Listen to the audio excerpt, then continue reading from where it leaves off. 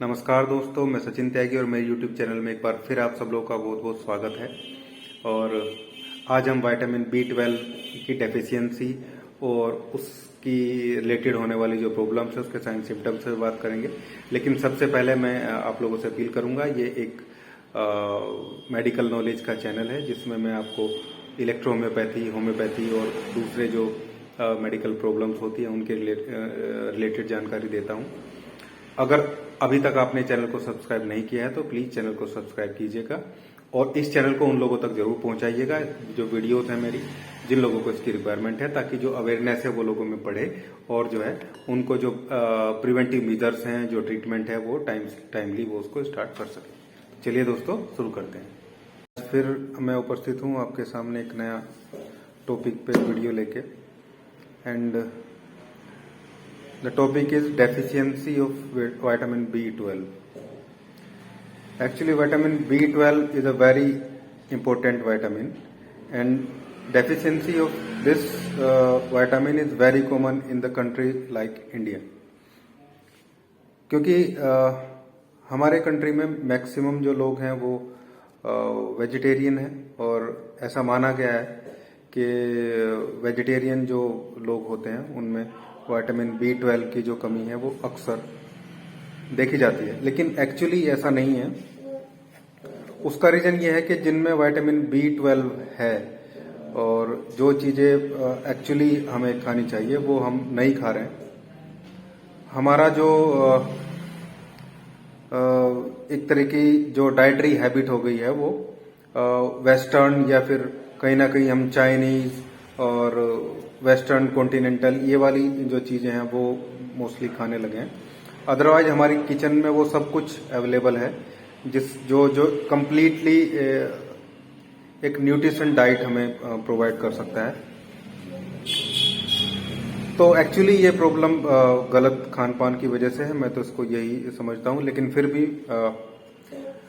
इसकी problem, sign और symptoms क्या हो सकते हैं और कैसे हम इसको इम्प्रूव कर सकते हैं, ये आज मैं आपके सामने बताने जा रहा हूँ। चलिए दोस्तों शुरू करते हैं।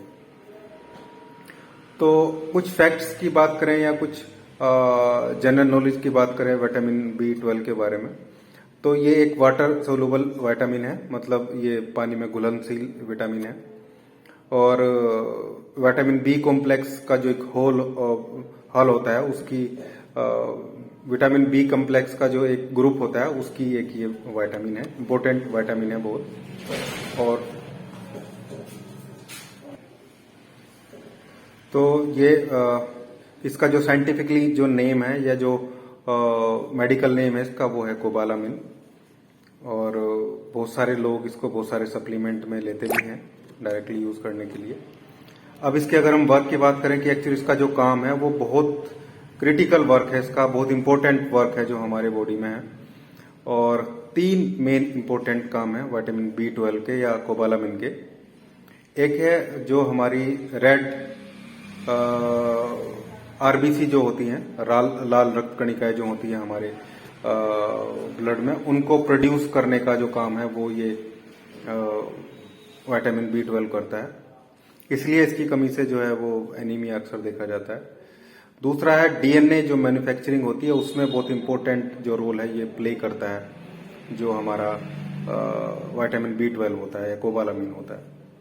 तीसरा जो सबसे इंपॉर्टेंट काम है इसका वो है नर्व को प्रोटेक्ट करना। जो हमारे शरीर में अलग अलग हिस्से में जो हमारी नर्व्स जो निकलती हैं, जो डिफरेंट सिग्नल्स को लेके जाती हैं हमारी बॉडी में, सेंसेशन को लेके आती हैं।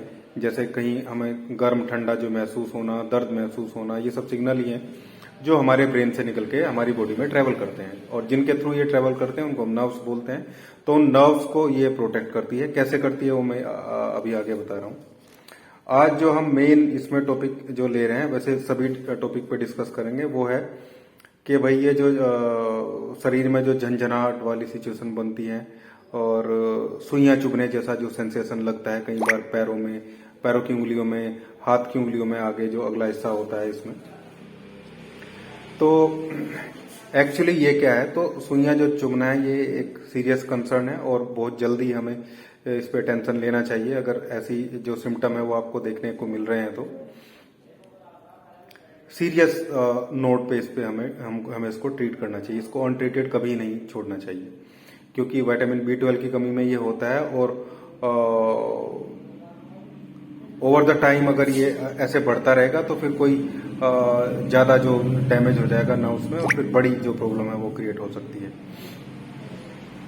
एक्चुअली क्या है, जो विटामिन B12 होता है, अभी हम सेंसेशन की बात ही करें, निडल लाइक सेंसेशन जो होता है, तो हमारे जो मेटाबॉलिज्म का जो एक प्रोसेस होता है, पूरा पाथवे होता है, उस पाथवे के थ्रू जो विटामिन B12 है, ये एक सब्सटेंस जो है वो प्रोड्यूस करता है, और वो सब्सटेंस होता है माइलिन।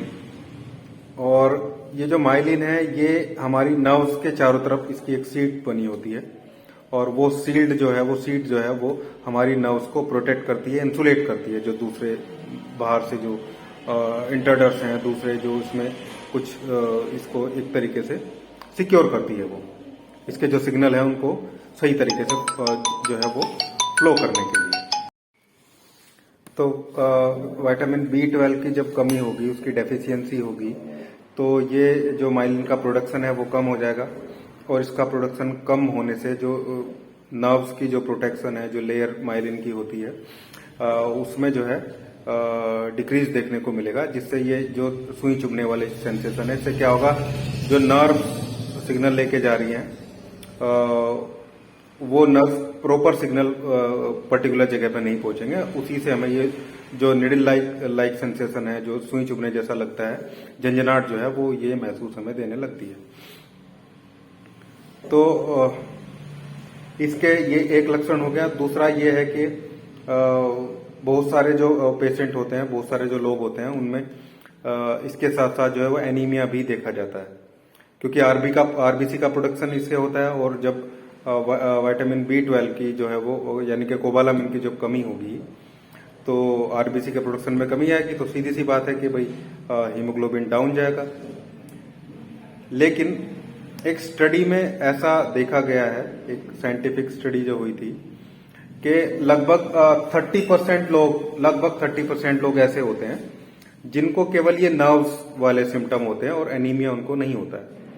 तो ऐसा कोई जरूरी नहीं है कि एनीमिया हो ही, लेकिन हाँ 70% लोगों में ये दोनों चीजें एक साथ में देखी जाती है। एक और बहुत इंपॉर्टेंट चीज है इसमें, हमारे विटामिन B12 से रिलेटेड ही हमारे मेटाबॉलिक प्रोसेस में एक और जो प्रोडक्ट है वो प्रोड्यूस होता है, और होमोसिस्टीन नाम का एक जो प्रोडक्ट है वो एक तरीके से प्रोड्यूस होता है हमारे मेटाबॉलिक जो प्रोसेस होता है उसमें।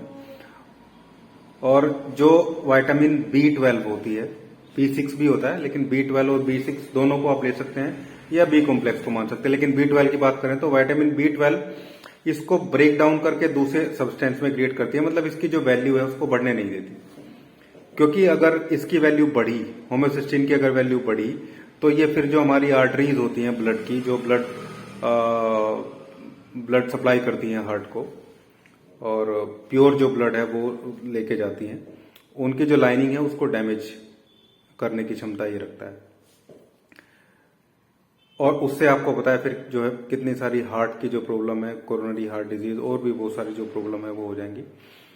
इसके अलावा एक और होमोसिस्टीन बड़ी प्रॉब्लम क्रिएट कर सकता है, वो भी जो है इवन लाइफ थ्रेटनिंग हो सकता है। वो है इसका, ये ब्लड को क्लोट करा सकता है, कहीं भी ब्लड के थक्के जमा सकता है। वो ब्रेन में जम सकते हैं, वो लंग्स में जम सकते हैं, वो हार्ट में जम सकते हैं। और ब्रेन, हार्ट और लंग तीनों जगह ही ब्लड क्लोट्स जो हैं वो बहुत खतरनाक होते हैं। तो ये होमोसिस्टीन के लेवल को मैनेज करता है B12। आप देखिए कितना इंपॉर्टेंट विटामिन है B12। स्टार्टिंग में ही मैंने बोला था, vitamin B12 is a very important vitamin for us. तो ये हमें जो है ध्यान रखना है, और कि विटामिन B12 की कमी ना होने पे, और उसके सिम्टम्स जो ये आ रहे हैं, ये इनको हम देखें। हालांकि जो सबसे शुरू में जो सिम्टम्स आते हैं विटामिन B12 के, वो थोड़े अलार्मिंग हो सकते हैं, जिनको अगर हम देखें तो हम नॉर्मली आइडेंटिफाई कर सकते हैं कि हाँ कहीं ना कहीं डेफिशिएंसी है। इनमें एक सिम्टम है कि भाई अगर एनीमिया आ गया, खून की कमी हो गई, तो खून की कमी होने से कहीं ना कहीं ऑक्सीजन चेन सप्लाई में जो है वो फर्क आता है। तो हम कहीं सीढ़ियां चढ़ते हैं या थोड़ा दौड़ लेते हैं, भाग लेते हैं, तो सांस फूलने वाली प्रॉब्लम होती है, सांस चलने वाली प्रॉब्लम होती है, थकावट बहुत जल्दी आ जाती है। लेकिन ऐसा बिल्कुल जरूरी नहीं है कि ये केवल इसमें ही होगा। सांस फूलना, थकावट होना, ये सब जो है हार्ट डिजीज और फेफड़ों की, लंग्स की जो डिजीज है उनमें भी देखे गए। लेकिन हम B12 की बात कर रहे हैं तो उससे रिलेटेड चीजें ही हम डिस्कस करेंगे। ऐसा उसमें देखने को मिल सकता है। प्लस दूसरा विजन के लेवल पे मिलेगा, मतलब हमारे देखने के लेवल पे हमारी जो विजन है वो ब्लर हो सकता है, उसमें धुंधलापन आ सकता है देखने में आपके। ये अर्ली साइन सिम्टम है। तो अगर ऐसा दिख रहा है तो आप B12 की डेफिशिएंसी की तरफ चले। और नर्व जो न्यूरालजिक पेन है वो कहीं कहीं नर्व से रिलेटेड पेन देखने को मिल सकता है, झुंझुनी देखने को मिल सकती है। ये सारी जो प्रॉब्लम है ये स्टार्टिंग में आपको देखने को मिलेंगी। प्लस और जो अर्ली साइन एक और सिम्टम हो सकता है, कई बार ये क्रोनिक भी हो जाता है, वो है जीभ से रिलेटेड जो सिम्टम्स है। बार बार छाले जो है वो पड़ना, मुंह में अल्सर हो जाना, माउथ अल्सर जिनको बोलते हैं। तो बार बार मुंह में छाले, बार बार अल्सर हो रहे हैं, तो ये भी विटामिन B12 की डेफिशिएंसी को ही एक तरीके से इंडिकेट करता है। इसके अलावा ग्लोसाइटिस जो होता है, इन्फ्लामेशन होता है जीभ में, और दरारें जीभ में पड़ती दिखती हैं। जीभ में ऐसा लगेगा आपको कि भाई ये एक टाइप की दरारें टाइप पड़ रही हैं। मैप्ड टंग हो जाएगी, उस पर लगेगा जैसे नक्शे से कुछ बने हुए हैं। और इसके अलावा जीभ में थोड़ी लगेगी कि भाई थोड़े भारीपन लगेगा, ऐसा लगेगा पेशेंट को कि जीभ में थोड़ी सूजन आ गई है, मतलब सूजन टाइप उसको लगेगी, और होता भी है ऐसा। उसके अलावा अल्सर, जीभ पे छाले पड़ना बार बार, और जीभ का कई बार कलर भी जो है वो बैंगनी कलर का हो सकता है, थोड़ा सा मतलब कलर में चेंज उसको देखने को मिलेगा। और बहुत ज्यादा स्मूथ भी हो जाती है जीभ कई बार, मतलब बिल्कुल ऐसा लगेगा कि बिल्कुल क्लीन, एकदम जितनी क्लीन नहीं होनी चाहिए, उसकी वजह से थोड़ा टेस्ट में भी प्रॉब्लम आ सकती है। तो ये सारे जो सिम्टम है वो विटामिन B12 के हैं, और बहुत इंपॉर्टेंट विटामिन है हमारे बॉडी के लिए। इसकी पूर्ति हमें करनी चाहिए। अब इसकी पूर्ति के लिए सप्लीमेंट्स भी आते हैं जो हम नॉर्मली मार्केट से लेते हैं, मल्टी विटामिन कैप्सूल्स और जो टैबलेट्स होती हैं। B कॉम्प्लेक्स के साथ में B12 आता है, सभी B कॉम्प्लेक्स के साथ में आपको B12 मिल जाएगा। इसके अलावा हम नॉर्मल डाइट में भी इसको यूज कर सकते हैं। जो लोग वेजिटेरियन है वो आलमंड्स, बादाम से विटामिन B12 मिल जाता है। डेयरी प्रोडक्ट्स से सबसे विटामिन B12 मिल जाता है। इसके अलावा जो फल फ्रूट्स हैं उसमें भी थोड़ी बहुत मात्रा में विटामिन B12 हमें देखने को मिलता है। अंडे में B12 होता है, ठीक जो वॉल्यूम है वो होती है। और जो लोग वेजिटेरियन नहीं है उनको तो लगभग सभी सोर्स में मिल जाता है, फिश में मिल जाता है, चिकन में मिल जाता है। इसके अलावा सालमन और भी बहुत सारे जो प्रोडक्ट हैं जो नॉन वेजिटेरियन है, उन सब में विटामिन B12 होता ही है। तो ये सब जो सप्लीमेंट है वो हम ले सकते हैं। इसके अलावा हम इलेक्ट्रो होम्योपैथी में भी हमारे पास ऐसी रेमेडी हैं जिनका यूज करके हम अपने मेटाबॉलिक प्रोसेस को सुधार के हम ये चीजें कर सकते हैं। वो उसकी बात अगर मैं करूं तो S1 एक छोटा सा मैं कॉम्बिनेशन रूप में ही आपको बता देता हूं। S1, L1, A3 मतलब L2 के साथ आप S5 और C4 ऐड करके ले सकते हैं। ये सब आप D4 में या D5 में 5 से 10 बूंद खाना खाने के पहले, या जिस टाइम आप खाना खाएं उसी टाइम आप जो आपके खाने के साथ आप एक कप पानी ले सकते हैं, ज्यादा पानी नहीं लेना, उसमें 5 बूंद उसकी डाल लें, जो मैंने बताया कॉम्बिनेशन। खाली S1 भी काम करेगी, लेकिन बाकी क्योंकि C4 भी कहीं ना कहीं कैल्शियम चैनल और दूसरी चीजों के थ्रू जो एब्जॉर्प्शन होता है अलग अलग विटामिन का, उसको बढ़ाता है। S5 लीवर पे काम करता है, और लीवर जो मेटाबॉलिज्म का जो मेन पार्ट होता है, मेन ऑर्गन होता है। तो ये आप खाना खाने के पहले लेंगे।